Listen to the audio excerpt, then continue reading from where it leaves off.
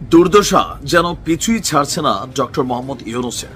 অন্তর্বর্তী সরকার গঠনের পর গেল 9 মাস যাবত এই সরকারের প্রধান সাপোর্টিং ভূমিকায় আমরা যে দুটো দলকে দেখেছি, এর মধ্যে একটা হচ্ছে এনসিপি আর একটা হচ্ছে বাংলাদেশ জামাত ইসলাম।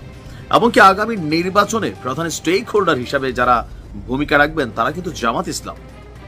বিএনপি এ পর্যন্ত গেল 2 থেকে 3 মাস যাবত যে শক্ত অবস্থানে যাচ্ছে এবং আগামী ডিসেম্বরে নির্বাচনকে কেন্দ্র করেও যে শক্ত অবস্থানে যাচ্ছে, সেখানে জামাতের একটু সাপোর্টিং পেলেও সময়টা নিয়ে যে আনটিল জুন পর্যন্ত তারা সরকারকে সময় দিচ্ছে, বাট এর বাইরে একদিন না, সরকার বলছে এর বাইরে আমরা যাব না। কিন্তু বিষয়টা হচ্ছে অন্য জায়গায়।